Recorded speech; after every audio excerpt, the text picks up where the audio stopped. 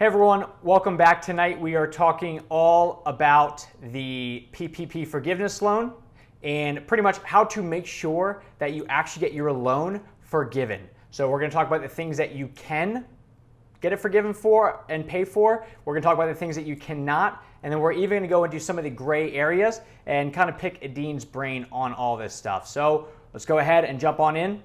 I'm Logan Shinholser. Adin Kuskovic. I'm here with Adin Kuskovic, who is my rockstar accountant. So Adin, as a small business owner, you may be a little bit different because you are an accountant and you understand how this stuff works.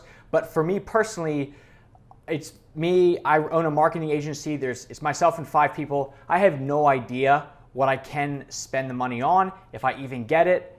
I don't know if all of it's forgivable, if none of it is. So that's what tonight is all about. Yeah, it's going to be a fun session.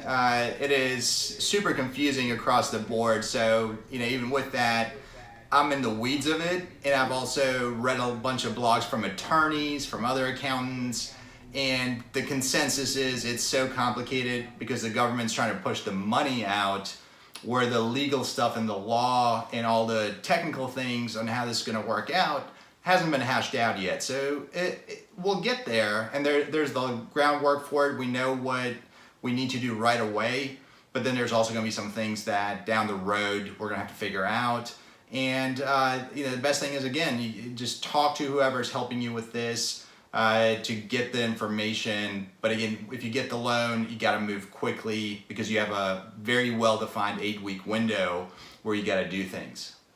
So just as a brief recap, the PPP loan, Payroll Protection Program loan, it covers 2.5 months of your average monthly payroll spend, and then to have it forgiven, you have an 8-week window to actually spend it. So you did a killer job of actually coming up with a full list of everything, which we'll go through together, on what you can and cannot spend this on. So initially, first thing that we talk about is you have to maintain the same number of full-time employees as you had February 15th, 2020. Yeah, so without getting technical, full-time equivalents, and that term came about when Obamacare came out.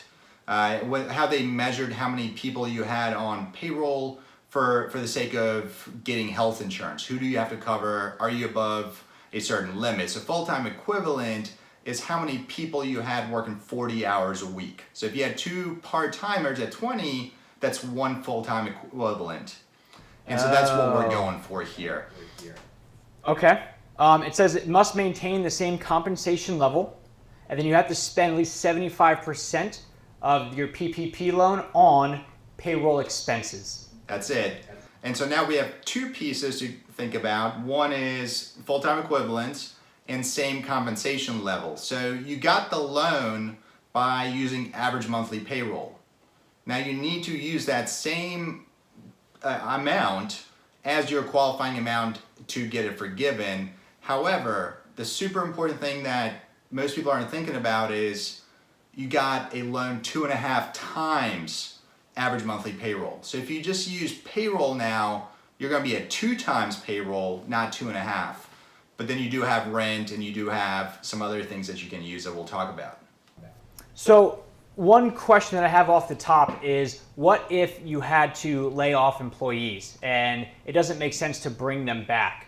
Do you not get a loan, or do you not get this forgiven? What is that? Yeah, so you get the loan, right? So the loan was based on history, on historical numbers. Now, if you had to lay somebody off as of February 15th of 2020, you have to either hire them back, hire a replacement for them, or that forgiveness formula is going to get adjusted. We don't know yet what that formula is. The government hasn't told us yet, but the amount that's forgiven isn't going to be 100% of the loan. It's going to get adjusted down for it. They're also, depending on what kind of business you're in.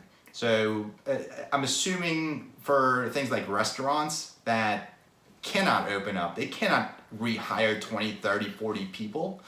They're going to adjust the rules for them to give them a little bit more of a grace period. But the issue is, as I think this is what's happening with Ruth's Chris, Shake Shack, they're realizing we can't bring all these people back in an 8-week period. It just doesn't make sense.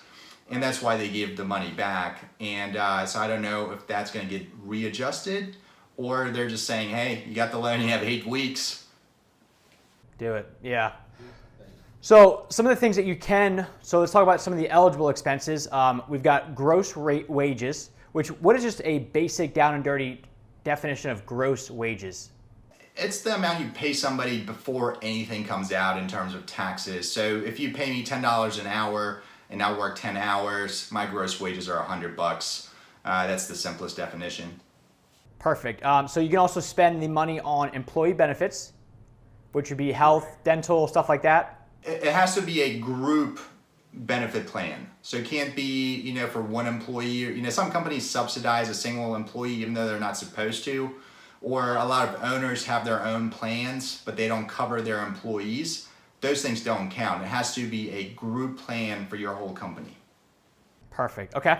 State and local taxes. Is that like income tax, or what does that go towards? It is not. So that is the companies. Again, these are loans for the company, and so the company's state and local taxes. The most common one being state unemployment tax. Now, depending on where you are in the country, you may also have to pay local taxes. Certain cities, I think like Detroit, have a local tax.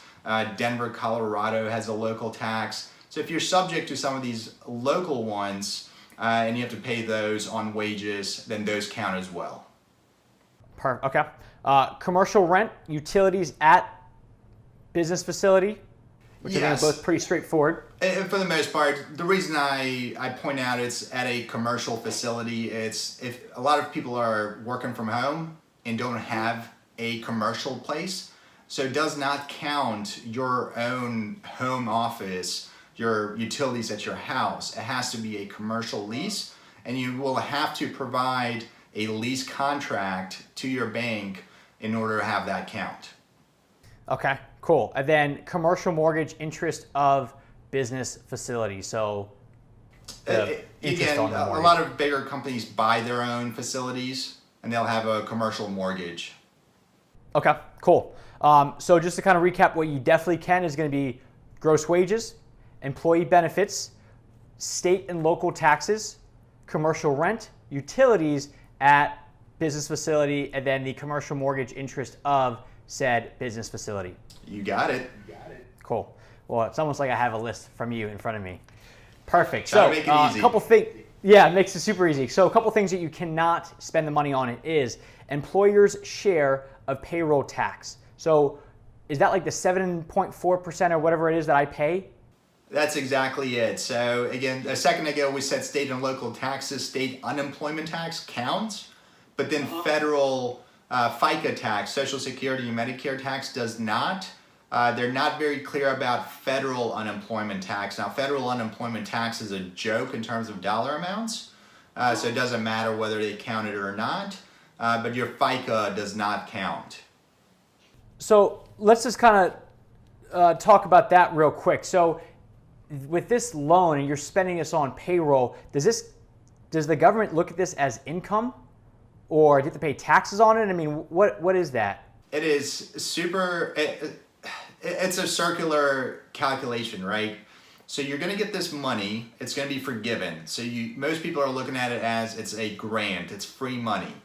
However, when you get money like this, typically you do not get to count the expenses that you paid for with this money as a deduction. So if you think about it, if you normally had $100,000 in revenue and you had $30,000 in wages to employees, you had $70,000 in net income. Now you get a PPP loan for $20,000. It's not income, so your income's not $120, it's still $100. However, when you use that $20 for wages, you don't get to deduct them on the bottom side. So now it's $100 minus your $30 minus the $20. So now you only have a $10,000 deduction, which will effectively raise your income, and you will get taxed on that come next year. Okay, so you're like your adjusted gross income will be higher because of this. Okay, I got you. So, but when you pay that, you still have to. So let's say you pay out $100,000 in payroll over these 8 weeks, you still have to pay that FICA tax potentially on it. Yeah, you're going to pay the FICA tax, and that FICA tax is going to be a tax deduction. Again, it's a smaller amount, but you can't double dip is ultimately the idea behind this. Okay, and then the other thing that you can't pay for is prepayment of rent or mortgage. So I guess you can't just ball out for. Yeah, so a lot of people, it goes back to your original question about what if I laid somebody off or somebody decided to leave. People are trying to figure out how do we stuff dollars into this thing to get the max forgiveness. And there's a couple of rules. One, the 75% rule. So 75% of your PPP has to go towards payroll. Out of the other 25, that goes towards rent, which is going to be your biggest expense. That's where most people are trying to just stuff dollars into. And it makes sense, but you're only going to be limited to 2 months worth of rent. Got it. Okay. All right. That makes sense to me. So a couple of the uncertainties are going to be the 401k simple IRA deferrals. Yeah, so with those, so deferrals, the first piece with that is it's a confusing terminology, is if I work for you, Logan, you pay me $10,000, I get to choose to defer money out of my 10 grand into a retirement account. That's a deferral, right? So it's the employee's money that gets into a retirement account. What that does is it effectively lowers my adjusted gross income for taxes. So what we don't know is when that happens on the employer side, when you file your payroll tax report, your Form 941, which is what you're going to use to get this loan forgiven, it's going to show a lower total gross pay because of people putting money into a retirement plan. So they haven't decided yet, they haven't put it out black and white whether or not we're going to run special payroll reports. They're going to show, okay, Adine got 10 grand, but he chose to put $2,000 into a retirement account. We're still going to count this too because Logan effectively paid him that too.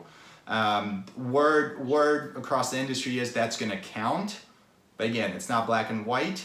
I'm recommending my clients ignore that part for now. Just pay gross wages if you can. I mean, if employees want to do it, let them do it. We'll have to figure out another creative way to get you to your max amount. I got you. And then it's the same for the SEP IRA. So simple and SEP IRA, same thing? So SEP IRAs are all company-funded dollars. They're not employee dollars. And again, there's not enough clarity because technically a SEP is an employee benefit plan. So if we go back to the allowable list, employee benefit plans would count. Right. But again, it's unclear how they're going to treat those, if they're going to be allowed, not allowed, and so forth. Okay. And then defined benefit / cash balance plan contributions. Yeah, so those are super huge plans, usually for very high income earners. If you have a DB plan, you shouldn't be worried about this. You're good on cash flow. Okay. Because those things, I would say the simple and like the different IRAs and stuff, 401ks, those go over my head. So I'm glad I got you. So we have a couple other things. So the EIDL advance. So let's say you have 5 W-2 employees, including you. So you got your $5,000 from the EIDL, and then your PPP comes out at 50 grand. Do you get to keep the 5 grand and you get another 50, or have they said how that works? Everything I've read so far, from original law through updates I've read in the past week, say that your EIDL advance has to be deducted from your forgivable PPP amount. So in your example, if you got a $5,000 advance and you got a $50,000 PPP, the max free money you can have is $50,000. And in essence, what it means is you're going to get the 5 EIDL advance as free money, and then you're going to get 45 on the PPP. Okay, so they're going to the PPP people are going to talk to the EIDL people and say, how much did you give? That's a stretch. All right, but they're supposed to. Yeah, either they're going to talk to the SBA to figure out the EIDL piece, but more than likely they're going to ask their customers. The banks are going to say, hey, did you get an advance? And mind you, all of us check the box certifying that, yes, we're going to tell the truth with this. And under penalties of perjury, mind you, again, we're dealing with the government. You don't want this to come back on you over a couple $1,000s, especially, the max EIDL advance anybody got was 10 grand. So don't let that come back to bite you. Just let them know you got it and move on. Okay, cool. So those are all the things that you can and cannot spend it on. Just a quick one more time reminder that the PPP money, even if it's forgiven, it's not tax deductible. So at the end of the year, don't look at that bad boy as a write-off. Right, whatever you spent your money on, it's not going to be a write-off at the end of the year. So effectively, what you need to know is, what is your marginal tax rate today? Obviously, it's going to change this year because revenues are going to be different for everybody. But whatever your marginal tax rate is, multiply that by your PPP loan amount to know how much in tax this is going to cost you at the end of the year. Okay, easy enough. So let's talk about actually requesting the forgiveness. So how does that work? Who do you talk to? Is there a form? What's the basics of this? Yes, at the very basic level, you have an 8-week period, and for everybody, it's going to start and end at a different time.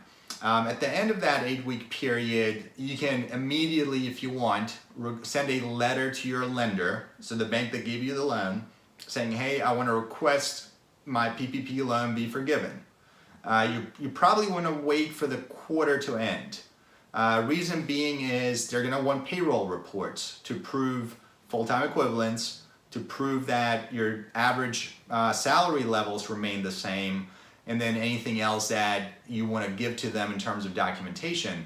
And none of that's going to be available until at least the first week in July, in most cases mid to end of July.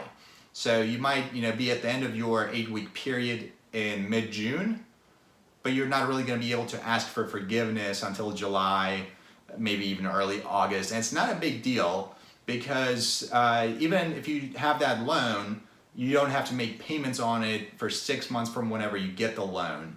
So you'll have 4 months after the end of your period to request, again, with a letter and supporting documentation. So it's, don't call your banker right away in June and try to get this forgiven. It's not going to happen. Be patient, get all your documentation together, send it in, it'll be done. And then the 8-week window, does that start from the second that the money hits your bank account, or, okay? And from my experience so far, whenever you get approved, your bank is going to send you documents to sign, loan docs, right? You sign them, and they've been funding them within 24 hours. So it's pretty instantaneous. That window between, okay, I signed today, I got funded, is very short to allow for that 8 weeks to start right away.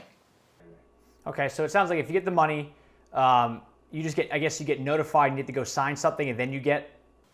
Yeah, and again, most of them are doing DocuSign now. We got a social distance, and it's obviously efficient and quick for everybody. So you're going to get an email saying, hey, you're approved, DocuSign documents ready, be on the lookout, click away, and money shows up.